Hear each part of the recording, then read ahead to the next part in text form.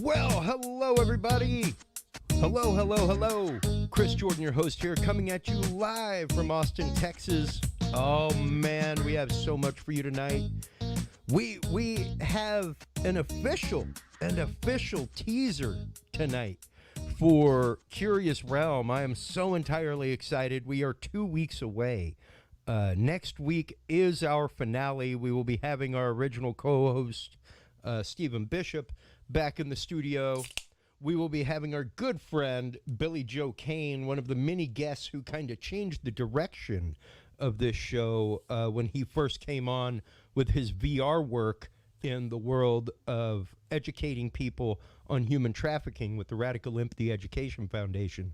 So he will be on, as well as our good friend Mike Turber, as well as our good friend Dr. John Hall, catching up, going over things.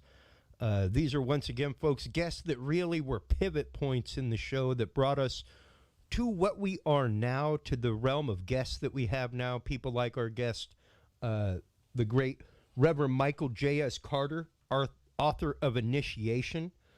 Great book about the spiritual transformation of the experiencer. We had him on a couple of months ago talking about this book when it first came out. And it's a great read. It's fantastic. Tonight, we will be talking about manifestation, taking this to the next level. That concept that our good friend and listener, Wavy Dave Everett, questioned. What about hypostatic union? What about that union of the divine and human, as was present in Christ? Things like that, and the Christ-like atmosphere and Christ-like vibration that lives in all of us, and our connection to the divine. So we will be getting into that, so much more, with our guest, Michael JS Carter, tonight.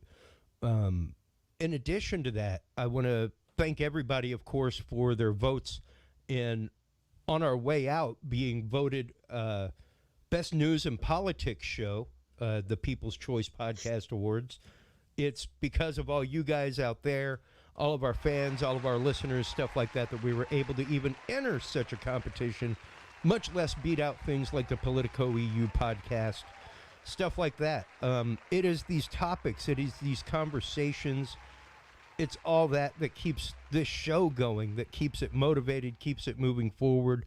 It is all about that uncomfortable conversation that all too sadly and all too often our society is not ready or even willing to have. And a lot of that comes from our Dudes and Beer group. Stop on by and check that out. Here's our News of the Week group on Facebook, Curious Realm, formerly Dudes and Beer. In 2 weeks, it will officially just be Curious Realm. Listener Willie posted out of thehill.com, ex-President Trump given 9th degree black belt in Taekwondo. There's your headline. This one that I posted a little while ago, hot off the presses out of yahoonews.com. Brian Laundrie's lawyer came out, the family lawyer came out and said that he was apparently dead from a self-inflicted gunshot wound. So Brian Laundrie apparently committed suicide before he was found. Also out of Yahoo News, Waukesha tragedy that killed 6 people and injured 62 others was, quote, an intentional act to hurt as many people as possible, according to the police there in Waukesha County. Matt Hale, listener, posted out of cityam.com, UN crowns nuclear as the lowest carbon electricity source. True, all it does is use steam. So out of Reuters.com, after a century and a half, Ethiopian artifacts are returned home. And out of Vox.com, in relation to our guest a week or so ago, Dr. Robert Duncan, brain reading tech is coming. The law is not ready to protect us.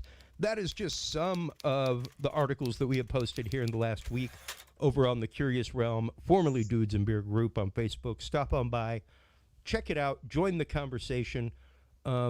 This is where we come up with guest topics, ideas. This is where the conversation continues after the show. So go, stop on by and join. While you're online checking that out, more calls to action for you. Stop on by the Dudes and Beer podcast. Now, let me get this straight, folks. Dudes and Beer is not going away. Like, the show is going away, but the website, the content, the knowledge vault, all that stuff, still going to be there. Never, ever, ever going away. I fully intend to keep that content up for all eternity. We have more than a month and a half of actual shows. So like, you can go through and listen to Dudes and Beer. At least as of 300, it was over a month of content where you could listen to Dudes and Beer 24/7 and never hear the same content for over a month. So we're going to keep that up. We're going to keep that going. But our sister site, the new site, coming to you soon, everybody.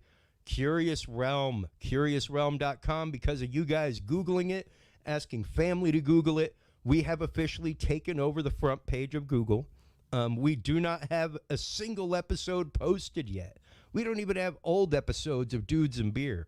But that is the power and sway that you guys carry with your fingers on Google, is being able to raise a website with nothing but static pages, no new content being generated, nothing like that. You're able to bring that to the top of Google and to the top of the eyes of the internet. That is the power that we hold in this day and age, folks. So stop on by, check it out, curiousrealm.com. Click free app, even down at the bottom right here. Click here to download the app. All you do is click the image and bam, there's the APK. So if you have an Android device, anything like that, your tablet, all you have to do is visit the website, click it, and download it. We believe in our listeners' privacy. We do not want you to have to give your information over to a machine or a marketplace or anything like that to get our content if you don't have to. So we have made our app officially side-loadable on Android devices. We are working on that in Apple Market right now, stuff like that. So fantastic. Go on by, check that out. curiousrealm.com/app is the page. Everything is available there. Live listening, past listening of episodes. You can go through and check out the Knowledge Vault, all the declassified documents that we talk about on air, all available at your fingertips, including a free tip calculator. Very important in this day and age of getting back out into the world to make sure that you're taking care of those essential employees properly. So stop on by, check it out. curiousrealm.com is the website. curiousrealm.com/app is where you can go to download the free app. And of course, while you are on the internet, make sure to stop on by our friends at True Hemp Science. True Hemp Science is home to some of the best darn CBD product out there. I travel the country. I go to dispensaries regularly. About 3 years ago, my doctor recommended CBD to me as a supplemental for my travel. And the day I found True Hemp Science, I stopped going to dispensaries to find CBD. Hands down, some of the best product out there. Full spigeric proprietary process. They use and reuse every part of the plant, from the buds to the stems to the leaves to the seeds to the roots. Every part of the plant is used and reused to give you the best concentration of CBD, terpenes, and other CBD-related derivatives. Stop on by, check it out. TrueHempScience.com is the website. Dude7 is the code that you want to use to save 7% off your entire cart of $50 or more while you're there. And in addition, you will get two free edibles, 25 milligram edibles. Fantastic stuff. The cookies are like the size of my hand. They're amazing. Stop on by, check it out. Curious Realm, Curious 7 is the code that you want to use at our friends TrueHempScience.com. And of course, we would be hugely remiss if we were not shameless and play our commercial from our good friends at Podcast Cadet.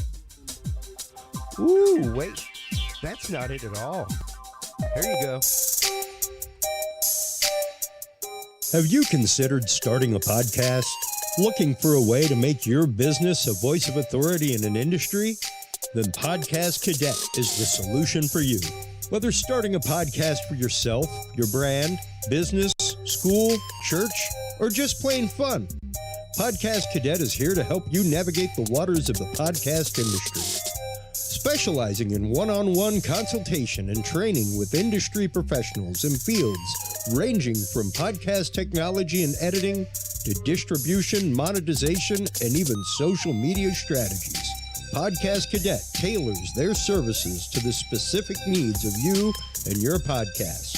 Do you already have a podcast and trying to find ways to engage and grow your audience? Sign up for your Podcast Cadet audit today and let us help you explore new and exciting ways to leverage your content and elevate your podcast brand to whole new levels. From consultational workshops to affordable podcast production and maintenance packages, Podcast Cadet is your one-stop shop for everything podcast related on the internet. Visit podcastcadet.com today to sign up for your consultation or training and use code DUDES20 to save 20% off your entire purchase. That website again is podcastcadet.com.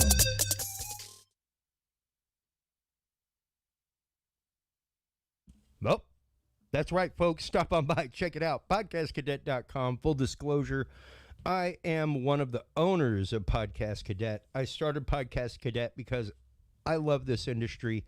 I love what this is all about, and I love to make sure that people do it right from the get-go. So stop on by, check it out.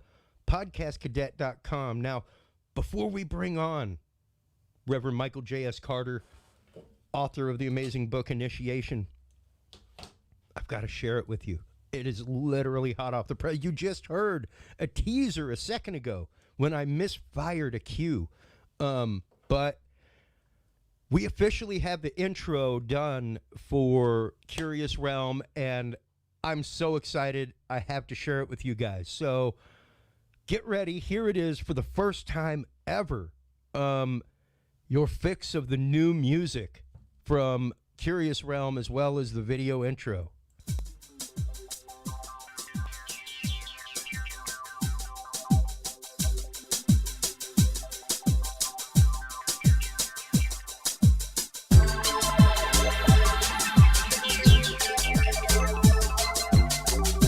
Coming to you from the city of the weird. Exploring topics from the esoteric and unexplored to dimensions unknown. Shining a light of truth on the darkest corners of our reality. Welcome to the Curious Realm. And there you have it, folks. I'm telling you, I simply cannot wait for this transmogrification that is coming in less than 2 weeks. I was talking with Dr. Danger Carpenter today, guest and good friend of the show, about the fact that I was willing to immolate myself for my audience. And it will be happening. Will be happening this weekend. You will get to see that in our final episode. So if you want to stay tuned for anything in episode 350 of Dudes and Beer, folks, it's the fact that I'm going to be setting myself on fire.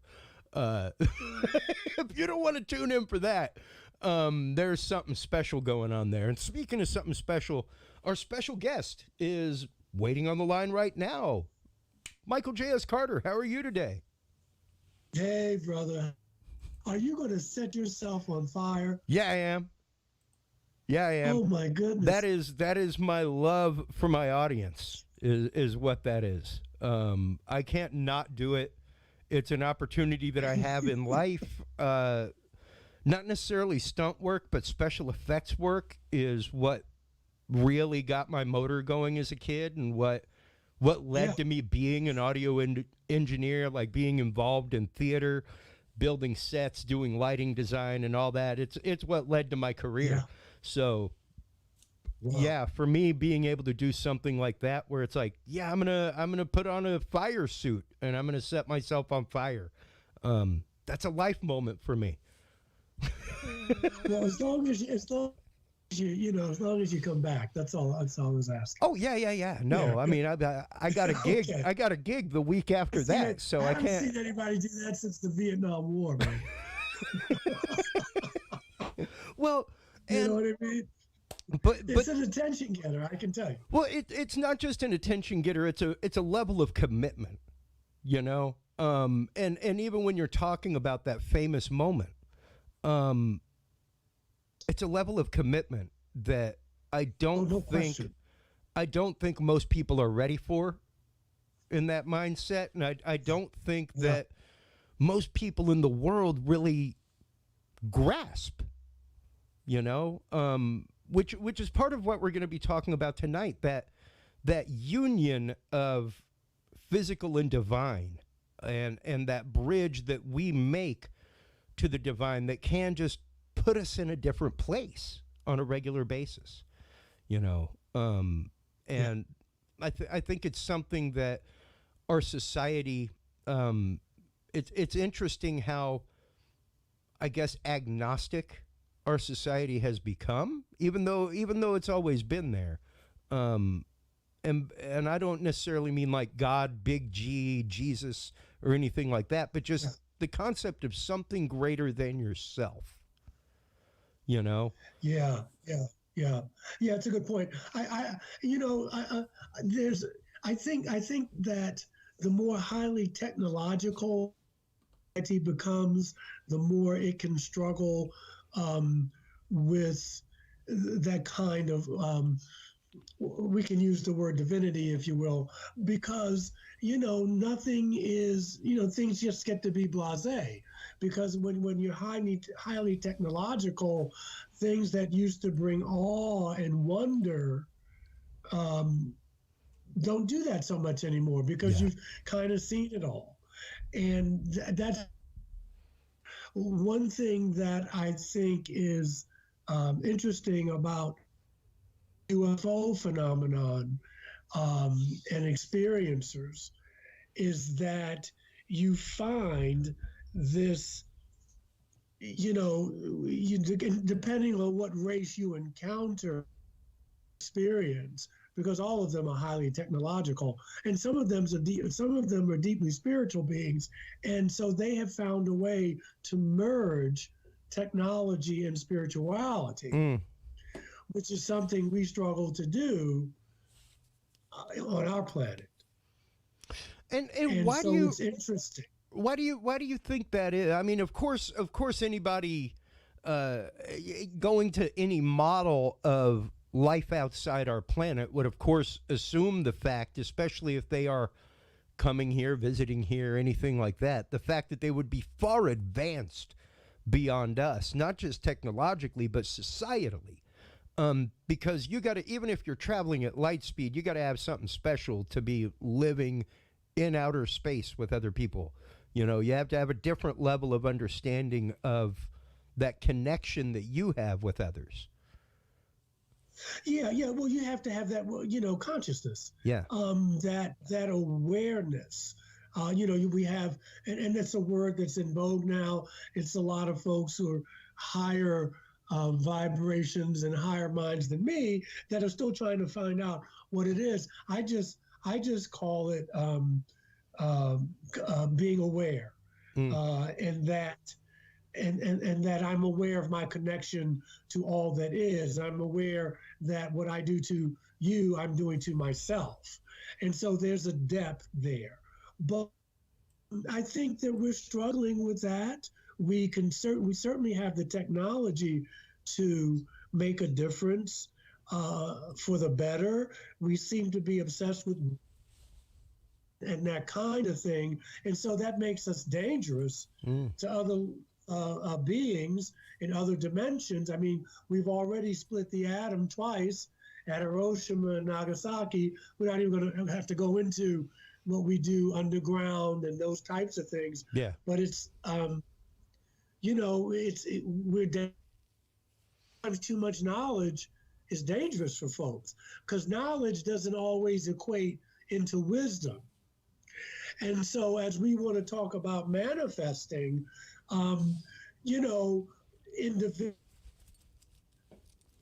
we have to envision the kind of world we want to live in. We have to envision the kind of people we want to be. Now, that doesn't mean that we still will maybe get hit by an asteroid, or climate change will take us out, or we'll just barbecue each other to death. It doesn't mean that won't happen, but it does mean that if we individually try to keep that connection, or cultivate a connection, then we are doing whatever happens. When we look back on our lives, we can say, you know what, I left my place in the garden just a little better than it was when I found it. Yeah. And that's what the consciousness is all about. Not worrying about what Christopher's doing, what Michael's doing. He's not doing that. Look over there. That's not your concern. It's none of your spiritual business. Yeah. What we are responsible for is, how do we manifest the kind of world and the kind of people we want to be? And by doing that, there's meditation, there's contemplation, there's being close to nature, there's cultivating a religious or spiritual life. They're not always the same thing, but they are very similar. Yeah. And those are the spiritual technologies, I like to call them, that we can use to manifest the kind of world we want to be, the kind of world we want to live in. Well, and let's kind of start cracking the nut on this concept of manifestation real quick. But before we do, Ryan Milios, a listener, actually just rang in with this question. I think we are statement/question. I think we are naturally connected to a spiritual world where we dream. These people found out about how to disconnect us from the real one and replace it with their technology realm. And that is why targeted individuals see them in their dreams. And sure, we talk about that kind of technology all the time. I mean, heck, right now, advertisers are fighting for the right to be able to put ads into dreams, stuff like that. But how do dreams, how does that realm of relaxation and release for our brain tie into the world of manifestation? Because I think that there is an active part of manifestation, but there's also a very important passive part as well. And I think that that's a lot of where the dream realm comes in, is being able to relax and kind of process that information as you go through your day. Well, yeah. Well, I first of all genuine spiritual paths talk about being still, that you want to be a human being and not a human doing. We've heard, the cliches, and I don't mean that in a derogatory way, where prayer is talking to God and meditating is listening. Well, however you want to frame it, the point is that you have to learn to be still so you can hear what the universe, what the multiverse is trying to tell you. Yeah. And in a world that's highly technological, stillness is not one of the things that's being emphasized. You've got to be doing. You've got to be, because we're over-titillated, we're overstimulated. And so in order to get off of that treadmill, if you will, then you have to be able to be still and to be able to calm the mind. And that way you can be open to the good, to the ideas, to the emotions, to just your own inner voice. Yes, I see someone put up, be still and know that I'm God. Yeah, and it's said different ways in different spiritual paths. And so it's crucial. And what's the old adage? Try to meditate for 20 minutes every day, and when you're really busy, do it for an hour. Yeah. I mean, it's counterintuitive, but that's when you really need to do it. Yeah. When you and it's difficult, but once you groove, it's like when you exercise and you don't for a while, your body goes, "Hey man, what are we doing here? We need to work out. Well, it's Yeah. the same thing when you're exercising you're in cultivating your inner life. Yep. Once you start meditating, when you stop for any reason, you'll be reminded, hey, we need to sit, Yep. or we need to go take a walk in the woods, or we need to just slow it down for a minute. And that's a muscle. That is something that I'm finally getting back to a point where I can find quiet. I used to be able to do it at a heartbeat. It was easy for me to stop, pray, meditate. And I remember my spiritual director, Father Andy Colzo, when I was in the seminary, giving me the 30-30 instruction. P30, L30. If you pray for 30 minutes, listen for 30 minutes. You done enough talking, now shut up and give him his chance. Yeah. And I think that's a lot of where we as a society, at least here in America, get lost with that spirituality, is that we're looking for that immediate result. We're looking for that expected result that we expect, not necessarily really the result that might be the best in the long run for us, our family, our health, everything else. We want the result we want, and if we don't get that, then where's the proof of the miracle? You know? Well, yeah. Now there's a flip side. First of all, I agree with you, and that's why you have to say, may this or something better manifest for the greater good for all concerned, or not my will but thine be done, however you want to phrase it. But the positive part of that is that when I put my intention out in a prayer, in an affirmation, call it what you will, I expect it to happen. My word shall not come back to me void. And so that's the positive part. Amen. That I'm not begging, I'm affirming. Yeah. And that's very, very crucial. It's very vital in manifesting to the station. I try to do it every morning because there's some things I'd like to do. And he says it beautifully. He says, and this is changing now, so I want to be fair to those scientists out there, especially quantum physics. But science says, show me and I'll believe you. Yeah. Faith says, believe it and then I'll show you. That's right. Two very different ways of looking at life. Spirituality, faith, call it what you will. If you believe it, I'll show you. But the other paradigm is, of course, no, come on, I'll believe it when I see it, and it doesn't work that way. You're going backwards. Yeah. You're going the other way. You have to believe it's here now. Yeah. That's how you manifest it. You have to act as if it's already happening. Yeah. You have to feel it. You have to believe it, and then it will show up. In your life. Yeah, absolutely. It's the law of attraction, basically. It is. It really is. And an example I used to give people that I taught years ago was I gave them all a slinky.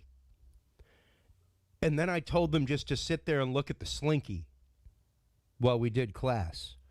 And the whole exercise was the fact of the slinky is a spring. That is nothing but potential energy. Wound up, ready for action. Yes. But hold that slinky in your hand and put another one there. Wish, want, desire all you want. Without you moving that slinky, it ain't going to go. You got to push. Right. You got to put into the slinky to get something back. Exactly. You've got to work with it. But like at the beginning of the show or before the show, someone was talking about the connection between they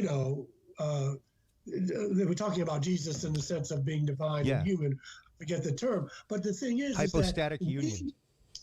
We are most godlike when we are being creative. That's right.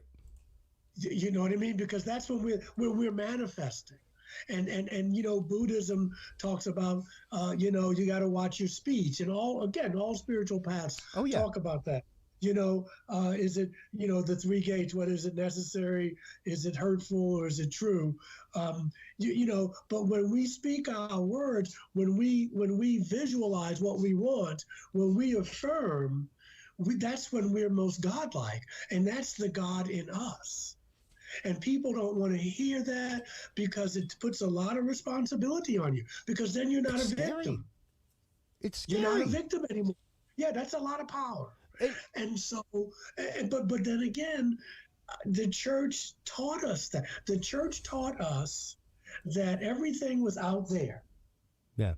And that we were separated from it. And then other saints and avatars come along. Yeshua comes along specifically and says, the kingdom of heaven is within you. It's done unto you as you believe. And he meant that. And he said, greater things than I do, you shall do. You can say to this mountain, move over here. We talked about, people moving mountains for their health, people moving mountains in their relationships. But people don't take, because we say, oh, that can't happen to me because this person is special. He's the son of God. But we're all sons and daughters of God. And so what they can do, we can do too. But we've been taught, oh, what are you talking about, man? That's blasphemy. Who do you think you are? And so you get separated from your power. And religions did that. Oh yeah, they did. Religions did that. That God or whoever is way over there and you're way over here, and if it wasn't for this, you don't even deserve the good. And so for me, when you manifest, you have to whether it's a positive relationship, whether it's a new job, you have to know and believe that you deserve the good that comes into your life, because if you don't believe it, no matter what's coming your way, you're going to find a way to deflect it. Yeah. You're going to find a way to destroy it, because on a deep level, well, I'm not worthy. And who tells you that? When you go to church when you're a kid, you're not worthy. Yeah. If it wasn't for him, you're not worthy. You're a worm. You're a miserable sin. And so, how do you expect to grow from that? Yeah. I know for me, I had to unlearn mostly all that stuff that I was taught.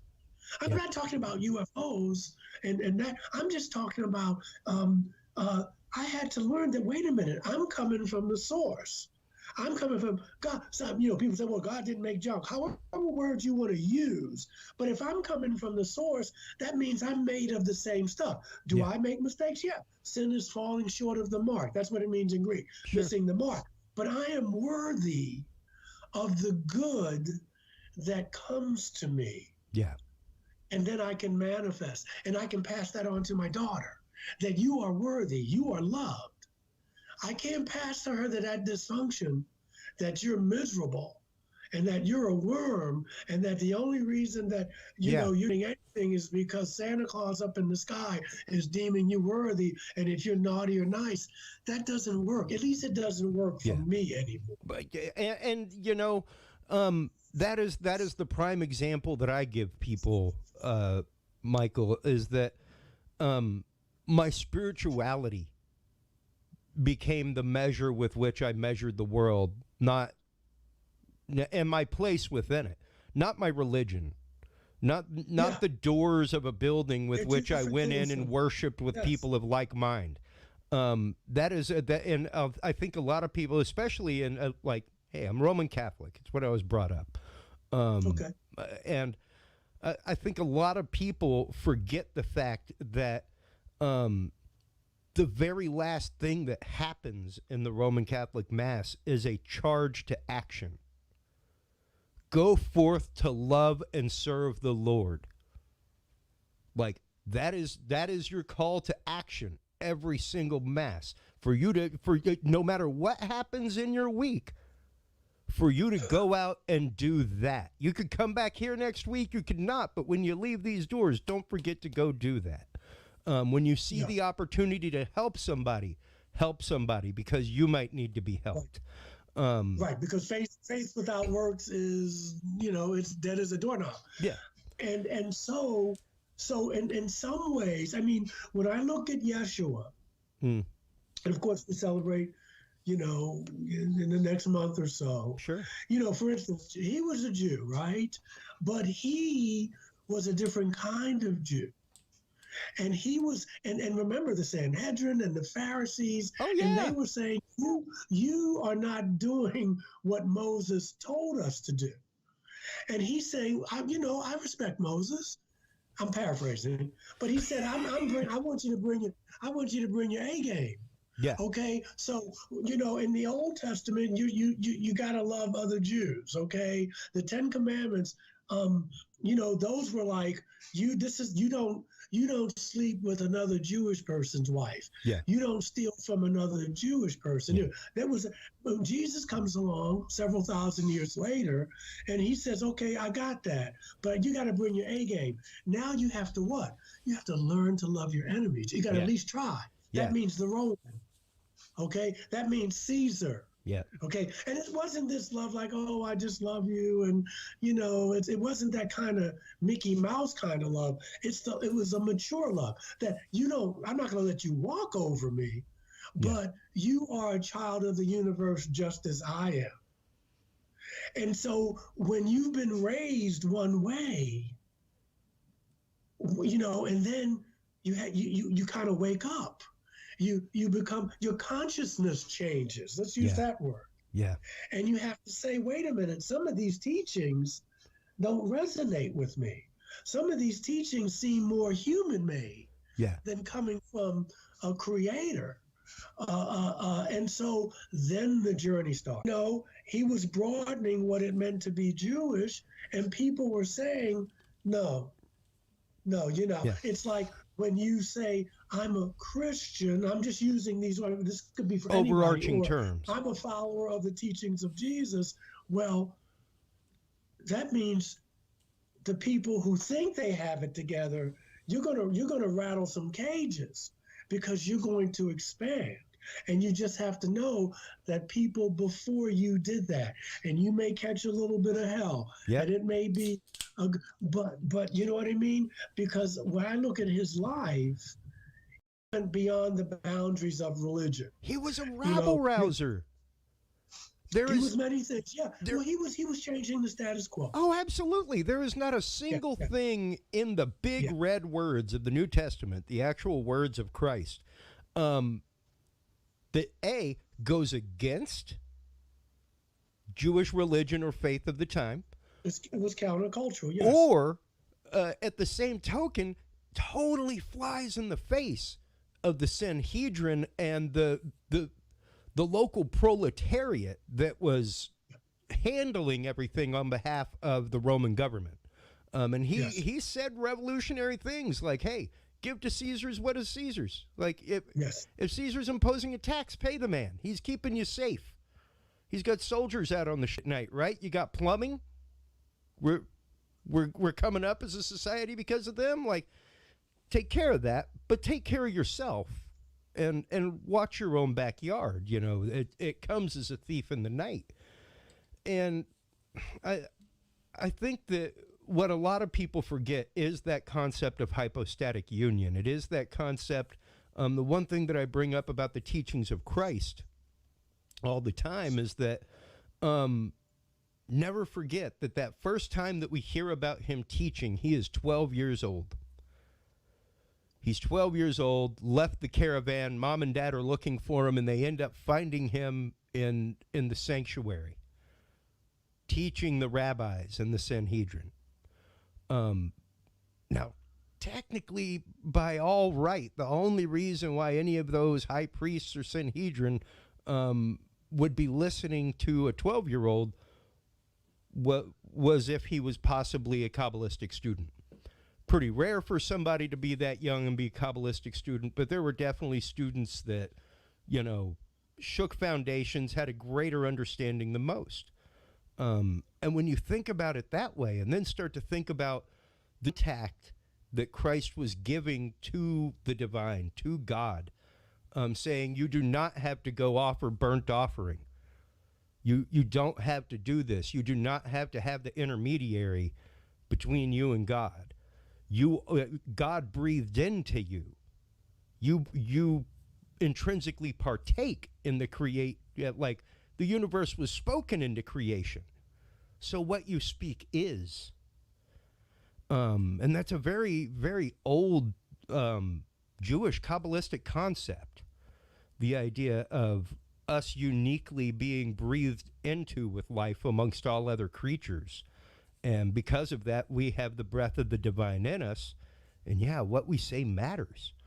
What we say is, you can take back an action, but it's real hard to take back words. It's real hard to take back a slight because of words that you've said. You could come up and like punch your buddy in the face and have a beer and laugh about it, and an hour later be like, man, you sucker punched me. You got me. Start talking about his mom over a beer and be serious about it. See where the conversation goes. You know, we are responsible for what we say. We are accountable for what we say and for what we put out into the universe. Yeah, because that's what we manifest. The universe doesn't think like we do. The universe reflects what you already are. And I was listening to Paulo Coelho talking about manifestation, and he said this, and I can resonate with it. He said, what I experience in my life is that when I really wanted something, I always got it, both positive and negative. Because of the subconscious mind. And you know, if you have these fears, you can say every day that I'm blessed and highly favored, but if you don't really believe that, your life is going to show, because the universe only mirrors back what you are. Yeah. And so if you're more loving, then you'll meet more loving people. If you're a kind person, you'll meet more kind. What's the old saying that what you are speaks so loudly, I can't hear you. In other words, I can feel your vibration for what you really are. Yeah. No matter how much talking you're doing. Yeah. And so to manifest is to be godlike. Without going into the dogmas and creeds of the church and all that stuff. When you cut away the fat and spit out the bones, when I am at my creative best, whether that's speaking, whether that's healing, whether that's when I take the time to meditate, when I'm envisioning where I want to be, because thoughts are things. Yep. So we create our own reality, and like Wayne Dwyer says, when he was alive, if you change the way you look at things, the things you look at begin to change. Yeah. Quantum physics tells us that. And so that's where the manifestation comes in. And that's when we are our most creative and godlike. Yeah, absolutely. Yeah. And now, listener Gene Krause, who's also a great contributor to our community online, asked the question, or really made the statement, the problem is these technologies that are out there tend to override the natural, which is I don't know if that's true. Okay. Because what it is like saying money is bad. Okay, money is neutral. It's our attitudes about it. I mean, she's listening to us because of technology.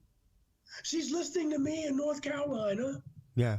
and where you are because of what technology can do. Technology saves people's lives. It's our intention. That's another thing about manifestation. What are you intending? So to me, and I don't want to, I'm not saying that this individual is wrong. No, I'm just absolutely not. There's another way to look at it, that the technology is neutral. It's what we do with it. Yeah. We We have beings coming here. Some of them don't even need chips, but we have beings coming here.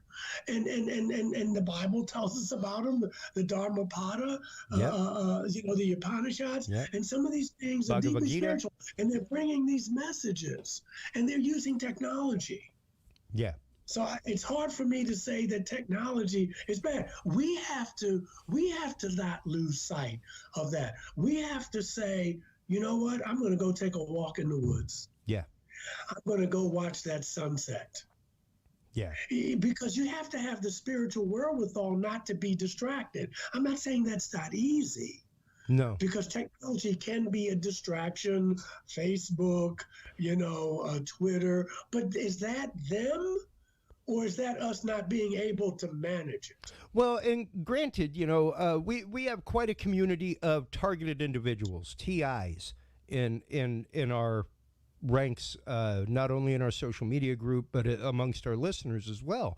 And we regularly talk about, technologies that might be beyond your control. Things that are used to electronically harass, stuff like that. But I think it's also important to note that while that might be going on, the important thing, of course, to stop that, to keep that from happening to people, but also to help you live the best quality life possible when that is not happening. And to make sure that when you're not a target of that you're maximizing every part of your day, every part of your life that you can. Like we were saying earlier, and like you were just saying, it's the intent of the technology and the use of the technology. Well, it's also where you want to put your mind. Yeah. I have friends who are very much activist, and I love it, and I love them. But I have to get away from them sometimes because they have a problem for every solution. So you have to decide. What am I going? How am I going to? Where am I going to put my energy? If it's your fight, I'm going to stand up to this, and what they're doing is wrong, and then that's okay, because that's your fight. That's your fight, and you don't have to attend every fight you're invited to, but it's where you want to put your energy. Yes, there's 5G, there's stuff in the air, there's a whole bunch of stuff, but you have to learn what, like you said, what do I have control over? Yeah. Okay. And I have to pick my battles. You know what I mean? To me, technology, yes, but it's still a beautiful world. We just had a beautiful lunar eclipse the other night. Yeah. It's the holiday season. You know what I mean? It depends on where you're going to put your focus. Find something wrong. But if you have that kind of spirit, and I gotta fight the 5G, and I gotta fight what they're doing then that's okay. There's nothing wrong with that. Yeah. But you don't want to let your struggle become your identity, because then you can't see the beautiful things about technology. Yeah. It's like, again, it's the same thing with money. People say money's evil. Money's not evil. If it's evil, give me yours then. Yeah. It's our attitude. Give me yours. Money. I'll do some good with it. Yeah. Yeah, give me your money. Yeah, if it's that bad, then give it to me. Yeah. And so, because there's always three sides to every story. There's yours, mine, and the truth. Yep. Yeah, absolutely. And that's something that we talk about regularly on this program, is the concept of truth is relative to the observer. There is a capital T universal truth that's out there. But truth as we know it, lowercase t, is a very personal, very lensed and filtered situation. Yes, exactly. And I mean, a prime example is talk to a brother and a sister that grew up in the same house where there was abuse going on, or even two brothers, something like that. They don't always have the same impression, the same story. We all filter things a different way. We all work with things a different way, and build our edifice in a different way. Yeah. So. Yeah. But again, if you just want to throw this in again about manifestation, there has to be some gratitude. Oh yeah. Right. It's the give and take. If you don't have gratitude, I'm not the most tech savvy. This new laptop, and I need it for work, but it makes I can have this conversation with you. Yeah. I can sell my books. I can do my lectures. I can do many things. Yeah. Now, I'm not in that level where I can, what they do with harp or whatever that's beyond me, and I'm sure it's not the greatest for me, but that's a battle I don't need to fight that battle. But I am saying that I can put down my Facebook, I can put this down, and I can say, Mr. Zuckerberg, I'm going to go take a walk in the park. I'm going to go meditate. That's on me. Yeah. He's trying to make money. So, I'm just saying, I'm not saying that technology can't be used for wrong, but I'm also saying that we have a say in it. We can choose not to be slaves to it. Yeah. We can choose that. Yeah, and that's an absolute truth. There, of course, targeting things like that aside, we have the choice as to what we opt into. Like a friend of mine was over here earlier at my house, and he was like, wow, I can't believe you have an Alexa. I used to do a piece on the show called Ask Alexa, where before we asked the guest questions, I did a segment earlier in the day where I asked Alexa the same kind of questions. And eventually Alexa would just lose sync. Like as we would get into like really deep, hard questions about like demons or exorcism or megalithic cultures, eventually Alexa would be like, I don't know, but there's a unicorn in the back of your castle. Would you like to feed it? Just come up with these random things because you just stumped it too many times. But he was like, I'm really surprised you have an Alexa. And I was like, oh, well, it's on this power switch. And I hit a switch on my desk and everything went quiet. I was like, so if I don't want it to listen to me, I just remove the power. And and we don't hear about it a lot in the West, but thinking about the audience members thing, both, two things can be right. Yes, technology can distract us. Let's use that as a word. That's right, and that's true. And what I was saying is true as well.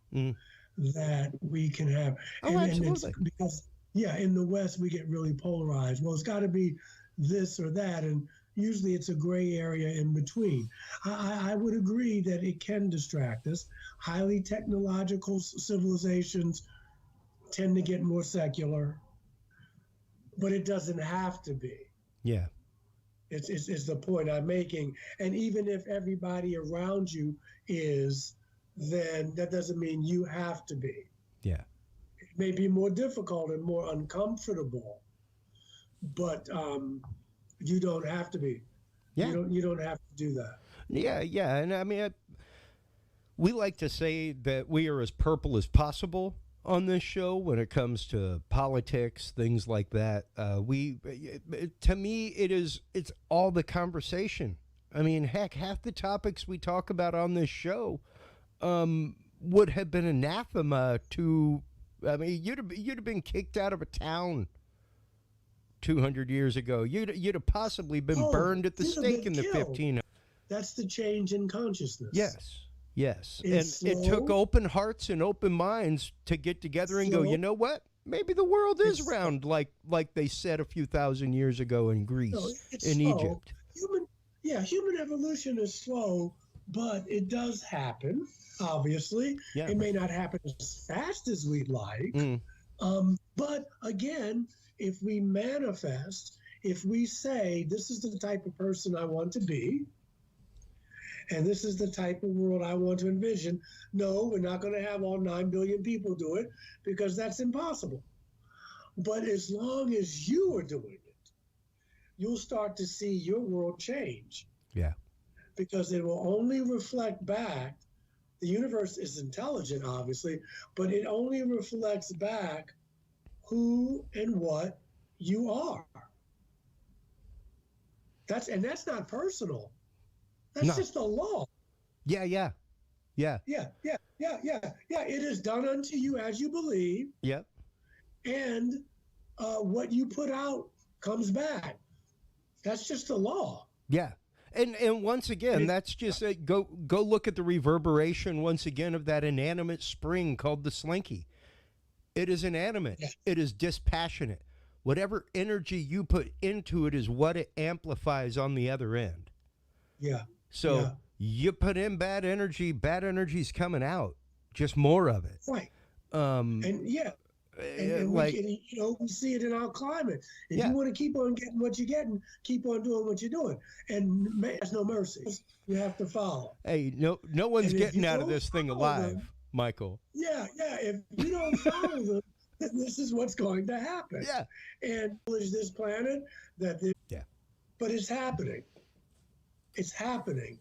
And if we continue, it is what it is. Yeah.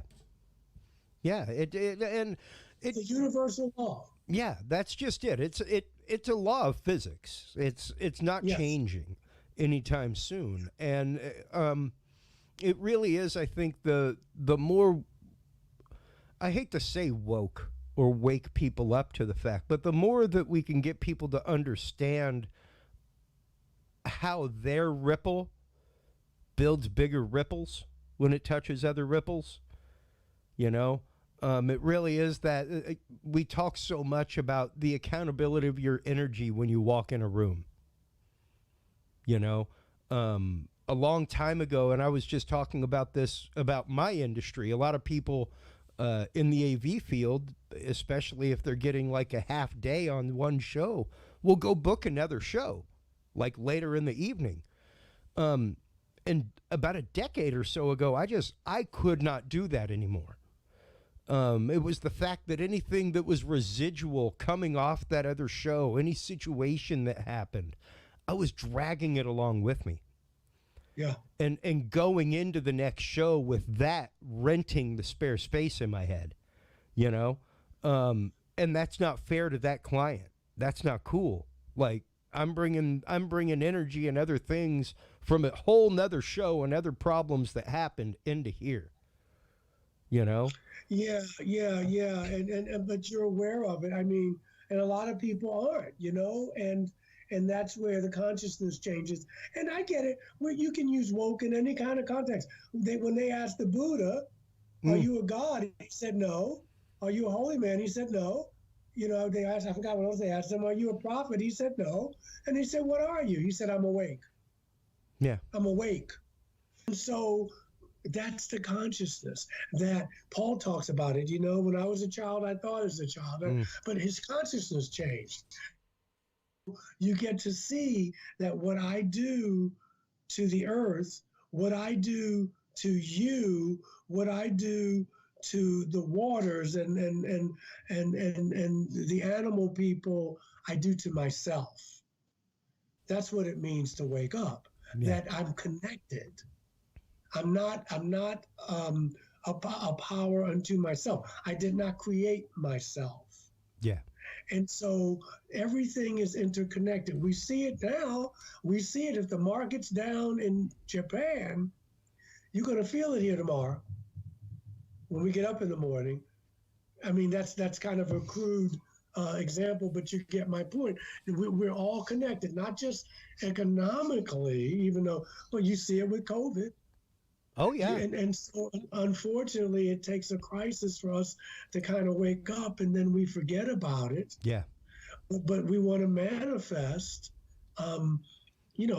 robust health. You want. What does that mean? That means, well, I got to start taking care of myself. Whether it's vitamins, supplements, I got to get enough air. I got to get enough exercise. I got to take the time to spend some quiet time. Yeah. No matter what's going on around you, because you're trying to manifest the type of world and life you want to lead. And again, that's when you're most godlike, and it has nothing to do with what the other person's doing. Michael, you just said we were interconnected. We are interconnected, but there's also free will. You can't control what other people do, but you can respond to your life. Yeah. Yeah, and I think that's very important to realize. I mean, once again, I think a lot of people sadly get dragged down with the humdrum of every day, and with just the literal grind of life. Yeah. I mean, the phrase "life happens." It's a thing. It's a real thing. Happened. I mean, my wife was talking today. Like I told you before the show, man, cooking's one of my things. I love cooking. Like I've done dudes and beer streams where it's like, hey everybody, let's learn to make gumbo, and like I'm doing it live on Facebook, Woo! that kind of Good stuff. And Good stuff. and the women in her mom's group were talking about like people getting in fights at the HEB grocery store down the road over the availability of turkeys or whatnot. It's like, good Lord, man, go half an aisle over and get you a ham. You know, feel free to do a couple of chickens. Just be happy that you can even get together this year. Let's just have nothing but pie and celebrate the fact that we can just get together. Yeah. But now, I'm with you 110%. The other part is that everybody's at a different stage of evolution. Yes. Right. And remembering that brings patience, hopefully. Yes, it's annoying, but everybody's at a different phase of evolution. And so, and remember, at one time we were probably those people, whether it was another life or, God, yes. You know, and so, you know, so you just kind of take the deep breath and you go, man, that's a lot of waste of energy, but that's the way they choose to do it. Yeah. You know, that's their path. They're walking. Yes. And that's hard to do, but it makes you look at the control issues that we have. Yeah. Because a lot of times, I know I'm quick to judge, man. Yeah. Yes, indeed. I'm an INFJ on the Myers-Briggs thing. And so that J is that judging, and I have to catch myself. And I have to be able to allow people, even if I think it's a mistake, let people make their own mistakes. Yeah. But it's just about, wait a minute now, just, you know, you can turn that energy in on yourself and you can do something else with it. Because people are pretty much the same in a lot of ways. The technology has changed. I mean, obviously we can blow ourselves up a couple of times over and, you know, do all these things, but human nature is basically the same all these years, and it's that constant striving to be more self-aware, to be more accepting. I was going to say tolerant, but that's a rung on the ladder. I guess eventually you want to be accepting, but you know, whatever it is, and you can do that with your spirituality. You can do it and not believe in a creator. But that's the hero's journey, isn't it? That's the shero's journey, to peel the onion of myself, to find out what's really making me tick, to learn to be accepting, to learn to respond to life, and as opposed to reacting to it. Yeah, and to get to the weepy soft inside. And to manifest what we can do. Now, with that in mind, because I don't want to keep you too long, I know that you're on the East Coast, things like that. You have plenty of work to do in the realm of research and work that you do. No, let's talk. Okay. I mean, we still got another hour. Because I was going to say, what's that first step to, I guess, disconnecting ego? That would, I guess that's the universal concept that people have, is that loss of self. You're spiritually to have a well-founded sense of self. Yes, which I'm with, brother. You just spoke a mouthful. I'm not one of those people who say you got to get rid of the ego, but I will say this. You step aside and let things happen. Chris, you've got it. This is what I've worked on, and I don't do it all the time, but I do it a lot, and it's helped me. I'm losing the need to have to be right. I'm working on that one hugely. Let me tell you, brother, it's the key to happiness. You know, Krishnamurti, you know, who many people thought was the Buddha come back and very deeply spiritual man. You know, he was an iconoclast, though. He wanted to tear everything. Anyway, I do admire him. But I don't agree with everything. But But no, he was saying, you want to know the secret? I don't mind what happens. Just like what you said. You got to take life as it comes. But let me tell you, the path to inner peace, well, one of the things is losing the need to be right. And that's a biggie, because there are some people who, they're going to have hemorrhoids, they're going to have ulcers, because they think they've come to earth to be right. When I finish a sermon, I have some people really argumentative, and they come up in the receiving line and they shake a hand, or they'll say, well, I want to talk to you about what you said. I don't agree with that. And I say to them, okay, we don't have to agree, but do you want to talk to me, or do you want to prove me that I'm wrong? Yeah. Well, I don't, because I don't have time. Okay, I can share and debate and even talk, but if you need to be right, if you need to convince me, or vice versa, then we're not going to get anywhere. Yeah. Because, but when I've lost the need to be right, whether it's in my relationship, my intimate relationship, my erotic relationships, whether it's in my work relationships, I can't tell you the peace that I have discovered. It's the peace that passes all understanding, brother. Yeah. And I definitely and that's taming your ego. Yeah, and I mean I'm definitely still working on that.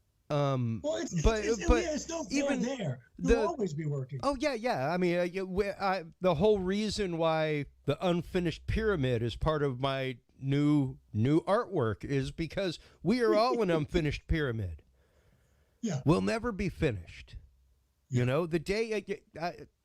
The day you stop asking questions, you'll probably not be breathing anymore. Should be the case. Like the day I stop wondering even why I believe what I believe, and even question what I believe and why I believe it, I will be dead. I will question what I believe and why I believe it until the day I die, because if I don't prove it to myself regularly, like in that Aquinian proof status, if this, then that, to me, I'm lost. I have to prove those things to myself in that way. Well, who was it? What's her name? The writer. She says, doubts are the ants in the pants of faith. I like that. I like that. Again, she's a famous writer. And, Anyway, I'm sorry. Go on. And no. I mean, like you were saying earlier, there are issues that you have with some thought forms that you were definitely reared with and brought up with, not only spiritually but religiously.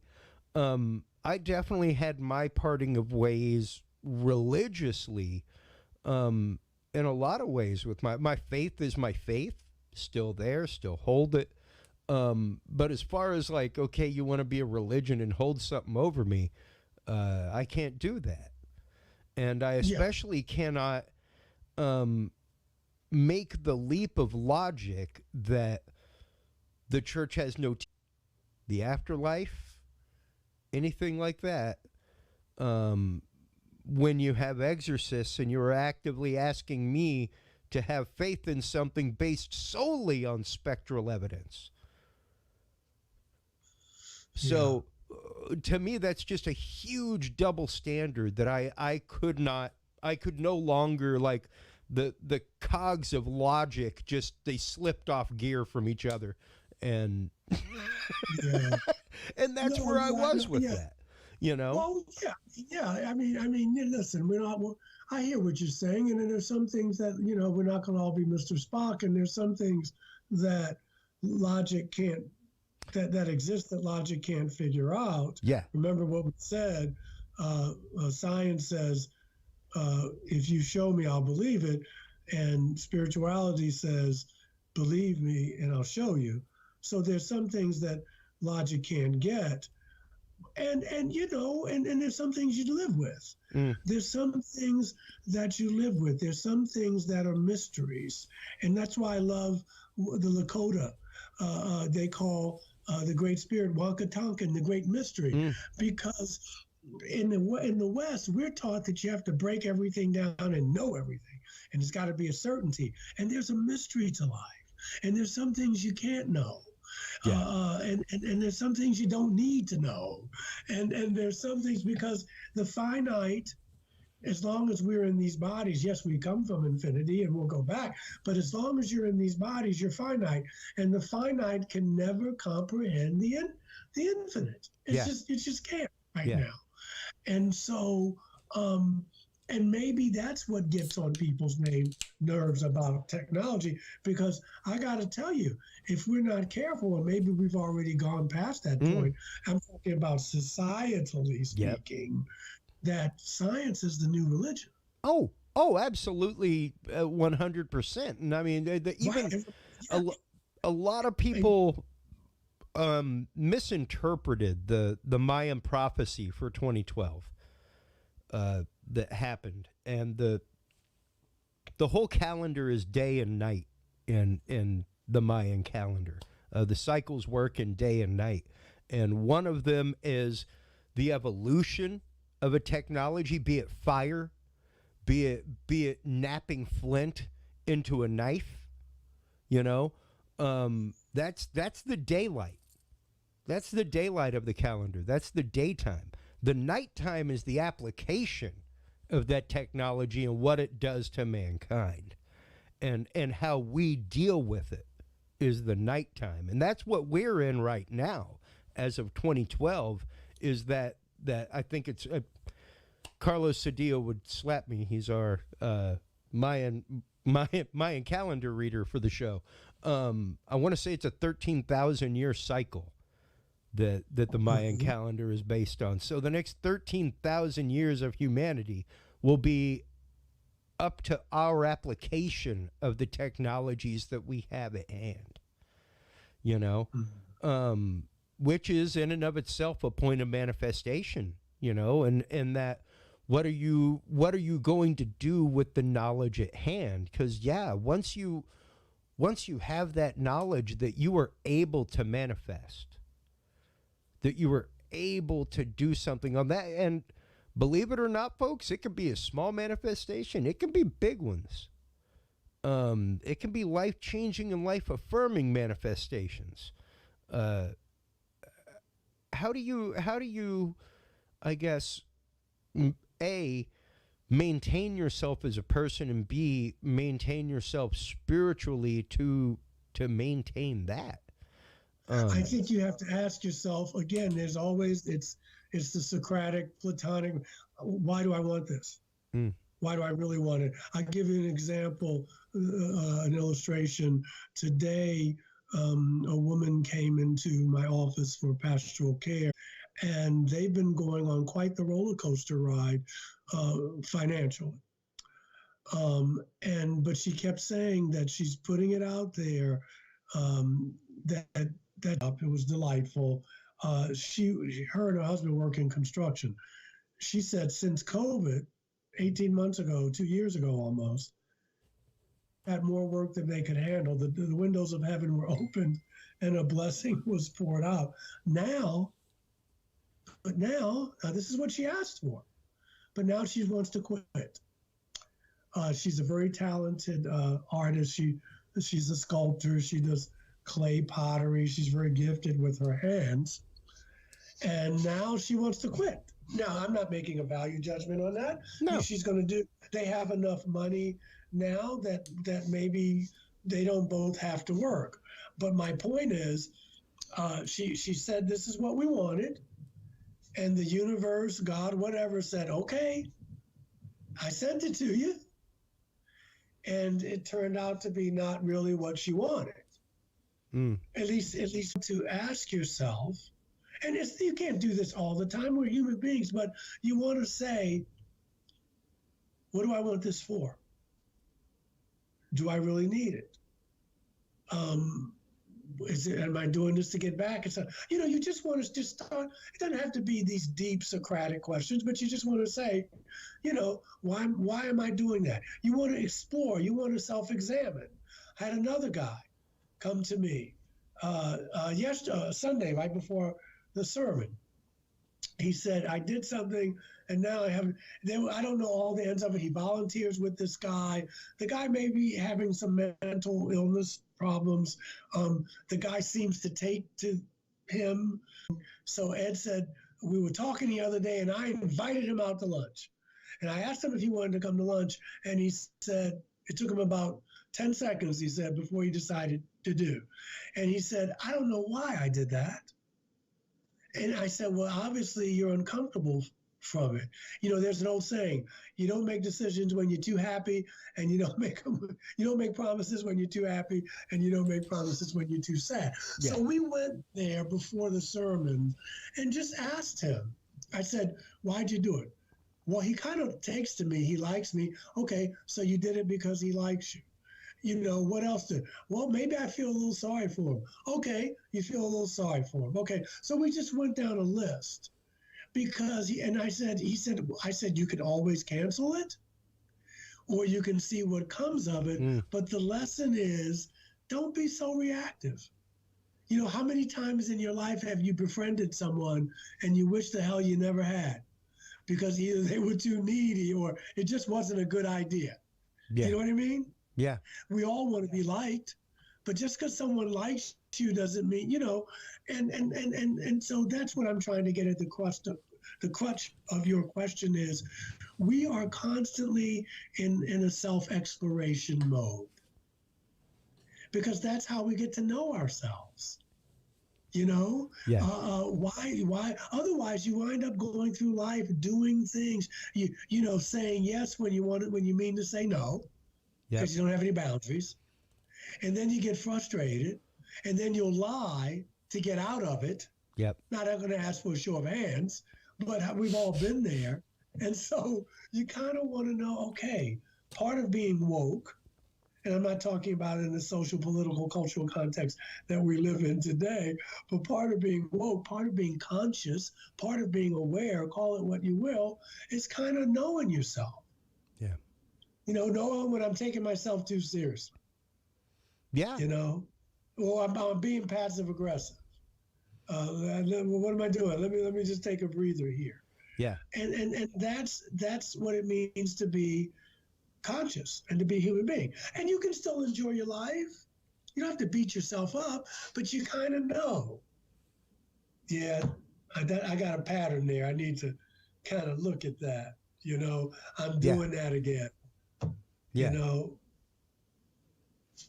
and that goes to so many realms in life. Whether you're talking romantically, whether you're talking about the patterns of study, you know, like it's an old dog situation, and it's the fact of like you will keep once again. I always hear Father Andy Colzo just asking me so. Yep. So how's that working out for you? Yes, that's right. Because you know, I'd go to my spiritual director once a month, and we'd talk, and then we go out and have a beer, you know, and things like that. But I was like 20, 21 years old. You know what 20, 21-year-old didn't just wash, rinse, repeating the exact. How many 40, 50, 60-year-olds do you know that are emotionally and spiritually wash, rinse, repeating the situation?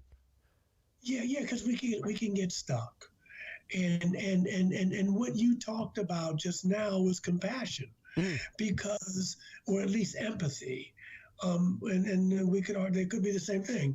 You know, when I know that I'm struggling with something or I have struggled, I'm less likely to get, you know, a wad in my pants when someone else does something to me, because I can say I've been there. I know that's a difficult thing. You know, and you know, sometimes, you know, it's going to get, you know, it's going to be annoying, but we see the speck and not the log. And so, but when I know, I was talking to this guy not too long ago, a radio person, and we hit it off, and he was down because his marriage broke up, and it wasn't, you know, his wife just said, I'm tired of this, and it just kind of blindsided him. and who knows? I don't know the ins and outs. But I knew what it was because I've been divorced twice. And so I just reached out and I said, hey, if you ever need to talk, you just need an ear. And, and he kind of perked up. Now I know why I did that, because the human in me connected with the human in him.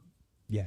And I know that's a hurting feeling, brother, when, even when it's the worst relationship, you grieve what could have been. Yeah. And so you go, oh my God. And so, there's an empathy there. There's a compassion there. There's a humanity there. And you want to manifest. If you're kind to other people, that kindness comes back to you. If you're generous with other people, now I'm not saying you do it for that reason. Yeah. You don't worry about the law. The law takes care of itself. But the universe will mirror back to you the kind of energy you put out there. It is done unto you as you believe. You reap, in the parlance of the Middle East of Jesus' time, you reap what you sow. Yeah. Now we call it karma, or you can call it cause and effect. But whatever you call it, it is real. It is a real law. Yeah. Yeah. And it is not a law of diminishing returns. It is a law of increased gains. It's a gift that keeps on giving if you are genuinely who you say you are. Yeah. Yeah. When you need help, the help will be there. It's like when your prayers, rather than saying, dear God, please give me this, please give me that, you can just say, look, I affirm I'm in a jam here and you never let me down. Yep. And I know you're not going to let me down now. I know this. I'm coming to you. And I am saying that I affirm, however you want to word your prayers. I'm not going to sit here and tell people. But it's a different energy. Yeah. When you're acting like it's Santa Claus up there, or as opposed to, like I told you earlier, when I really wanted something in my life, and I'll be 65 next year. I'll be on Medicaid next year, to be honest with you. And who thought time would go so fast? But I always got what I wanted, both positive and negative. Yeah, yeah. So this is use the law. Because the law is not a respecter of persons. You can be an atheist. You can be an agnostic. Yep. You can be, but the law is what I put out will come back to me. Yeah. Physics knows no religion. Yes. And this is really just a sub law of physics. That's all it is. Equal opposite reaction. You put something out, it's going to keep going till it hits the end. Yeah, they're there for us to use. Yeah. They're there for us to use. And,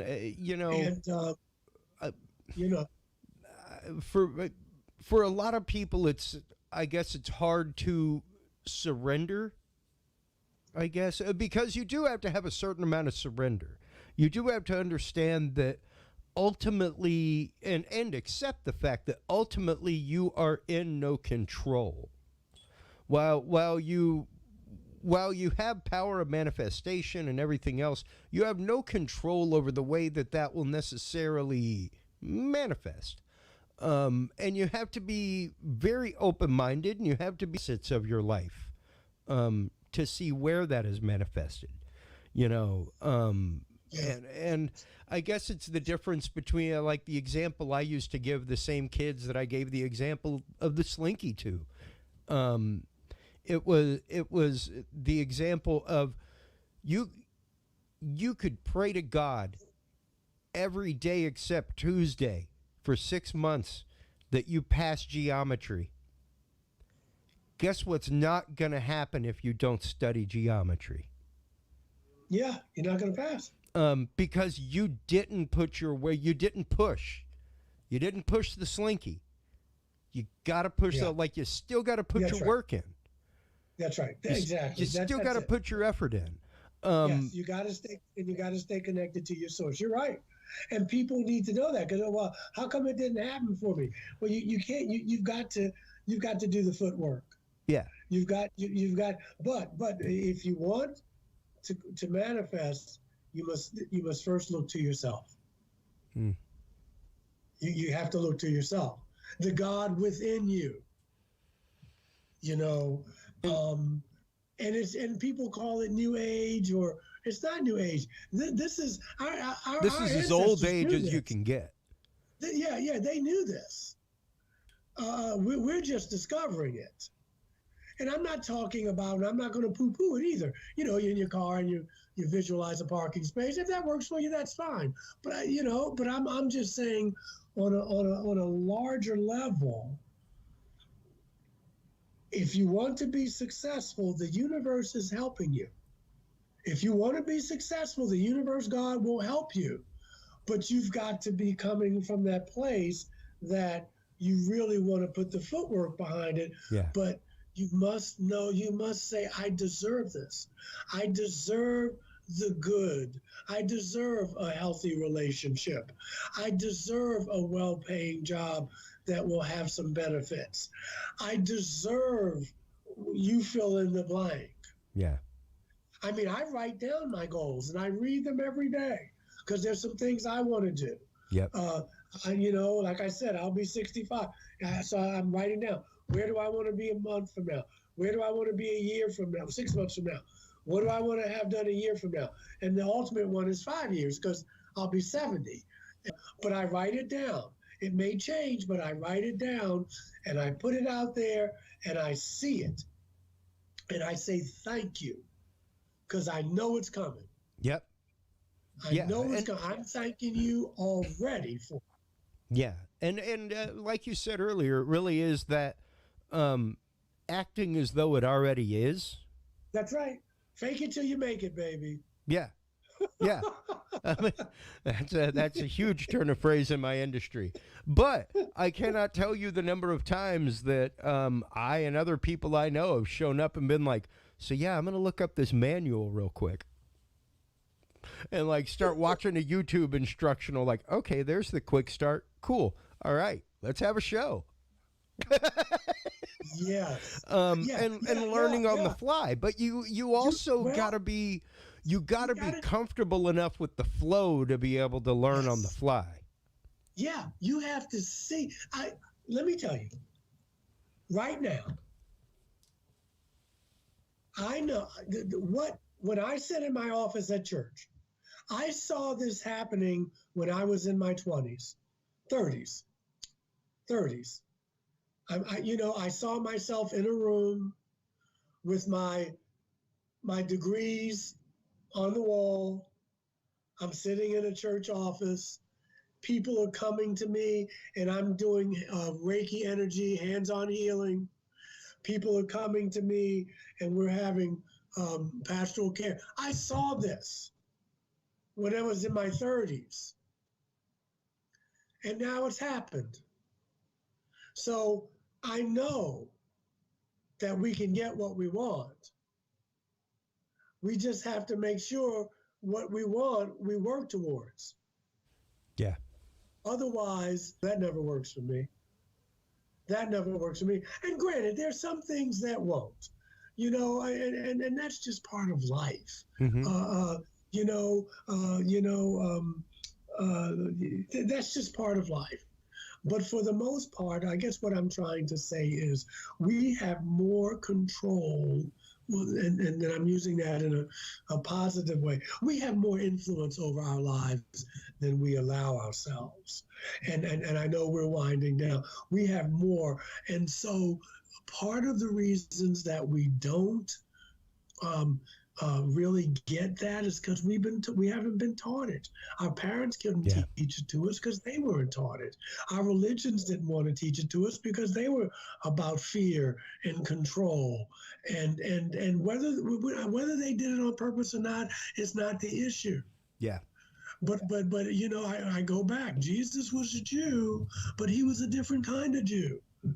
And so they were like, no, no, no, that's not the way we do things. And he was like, well, I'm trying to show you another way. Now, you can get in trouble for that. Okay. Yeah. So, but my point being is just that if you change the way you look at things, the thing begin to change. Yeah. Yeah. You can get up in the morning and say, oh my God, I'm tired. And, oh, you know, or you can get up in the morning and say, my God, it's the day before Thanksgiving. It's the end of the year almost. Yeah. And, you know, let's see what the day's going to bring. Same day. It's just two different attitudes. Yeah, yeah, absolutely. And even the listener and friend, Wavy Dave Everett, that gave us the question about hypostatic union and our place within that when it comes to manifestation. Like that's one of the things I tell him in private conversation all the time is happy's a choice. Happy's a choice. It's a choice you make when you wake up in the morning as to whether or not you're going to have a good day. Things can happen to you all day. But it's like my old therapist Joe used to say, Chris, you're gonna run into a train driving down the road. It's gonna happen. You can't do anything about the train. Train's going by. You could try to stop it. Good luck with that. It's going by. What you need to do is stop and just watch the train go by. Uh-huh. You can't do anything about the train except accept the fact that there's a train there. Just accept it. You cannot control that, and you got to be willing to not control.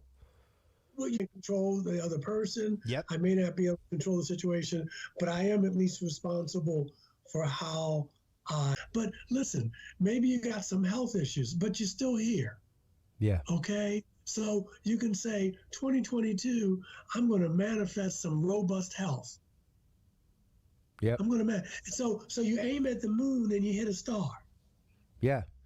You know, do I want to get well? So you have to ask yourself that, like Jesus asked her, do you want, one of the healing stories, do you want to be well? Because some of us don't, because the illness we know we want to live with. There's the old joke of Jesus going to Jerusalem and he's healing everybody along the way. And, it's not going to be a great week once he gets there. And he's right outside Jerusalem and he sees this guy on a cot and he walks over to him and the guy says, no, don't touch me. I'm on Medicare. Sometimes we don't want to let go of the illness. It becomes a part of your identity. Yeah. So you want to explore. that. You're in that relationship and you're getting treated like, not the greatest, but you still haven't made up your mind to leave, but you're still bitching about what a bad partner they are. And then, but after a while, you have to say, then why are you still there? Yeah. Why you still? After a while, it's not about them anymore. It's about you. So you want to start looking at things like that. Where do I want to be in my? Where do I want to go?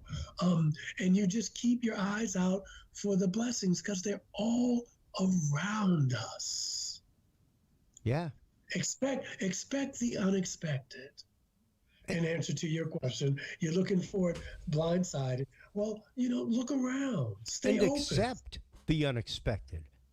Yes. Accept the unexpected. Be willing to have that open mind that may be it. Yeah. It may be the beginning of a brand new day because 2022, COVID or not, is a new year. And we've got another chance to build again. Yeah. So start writing right now. Where do I want to be next year? Where do I want to be this time next year? Where do I want to be 6 months from now? Where do I want to be 5 years from now? You don't have to see it all like Nostradamus, but write it down. Yeah. I got a car I want to pay off. I wrote down, I want to pay my car off in 6 months or less. I put a date by April of next year. I want to have my car paid off. In 2027, I want to have X amount of dollars. That's 5-year plan to retire on. My girlfriend and I are looking for a place to stay. A year from now, we'd like to have a house. Yeah. I'm seeing it. I'm cutting out pictures of houses. I'm looking. Yeah, whether it's building a vision board, what have you, like, hey, Yes. you know, make yourself that stalker letter of pictures of your house and put it in an envelope and put it up, and then next year open it up Take a picture and with your phone. see how Yeah, just close keep you up are there to that goal. every day and stay grateful. Yeah. Stay grateful. You know, I got your bills. Yeah. So just chill. Yeah. Just pay them. Just be quiet and pay them. So yeah, remember, don't let the things you want make you forget the things you have. That's right. That's right. And as sure as night follows day, because it's a law, you'll see what I'm saying. And people have been doing this for thousands of years. Yeah. Yeah, absolutely. And I think it's really more a lost art.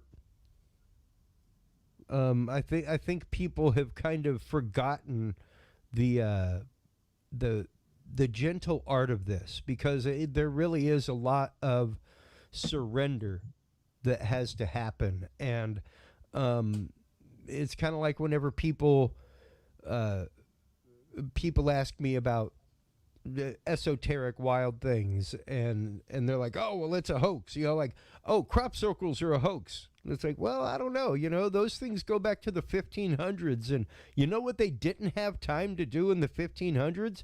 Go out and destroy crops of wheat for a hoax. They didn't have the time or the means to do that. They were kind of busy not dying of the plague on the daily. So yeah. And but some people say, well, don't confuse me with the facts, okay? I don't want to don't confuse me with the facts. But I want to thank you so much for taking the time to come on again. I cannot wait to have you on again and again and again with Curious Realm. Anytime, brother. Anytime. Man, the conversations that we have on and off air are so fantastic, and I love that there are people like you out there teaching this. You're looking in a mirror, brother. You're looking in a mirror. Thank you. Your book is amazing. Initiation. Tell everybody where. I mean, you can of course get it on Kindle. You can of course get it at the Dudes and Beer store, and coming up at the Curious Realm store. But where else can you get it? Where can you go for pastoral care? Where can you go? Time for shameless self-promotion for your share of the universe. Well, you can go to Amazon. You can go to Barnes and Nobles. You can do that. You can reach me on my email. I got rid of my website. They just didn't treat me well, but I just got rid of it yesterday. Yeah, but it's okay because Facebook does the same thing, and without me doing it. And my email is Michael, initial J as in Jerry, initial S as in Sam Carter @gmail.com. So you can look up Reverend Michael J Carter on Facebook, Michael J Carter, not JS Carter, but. So email me at Gmail, Reverend Michael J Carter, Barnes and Nobles, and we'll connect. I will answer you. I promise you that. I do Reiki, so if you need Reiki healing, I can send you that. If you need to talk, we could Skype. We could do something and work out something if you want to talk. If you're an experiencer and you're having some problems, kind of making that kind of work for you, the book Initiation will help you. The other books about UFOs in the Bible, one's a meditation manual, one's about prayer, affirmative prayer, but they're all listed. And reach out. I'll be here. Well, thank you. Thank you so much for being here. Thank you so much for continuing to be here for us. Once again, we can't wait to have you back on in the new incarnation. Please do hold the line while we close things out real quick, Reverend Carter. While you're online checking out all of his great work, checking out his amazing books, make sure to stop on by dudesandbeer.com. That is where, well, at least for the next week, you can get all the episodes. The final episode will be there, of course. Final episode will be on our new website, Curious Realm, curiousrealm.com. Until next time, everybody, take care of yourselves, take care of each other. Mark Eddy, thank you so much for listening tonight. Till next time. Thanks for listening to this episode of the Dudes and Beer Podcast. Bye-bye. To listen to our audio streams or chat with us live, download the official Dudes and Beer app for Android and iDevices, available on Google Play and iTunes markets. For more episodes, content, and information, visit us online at dudesandbeer.com.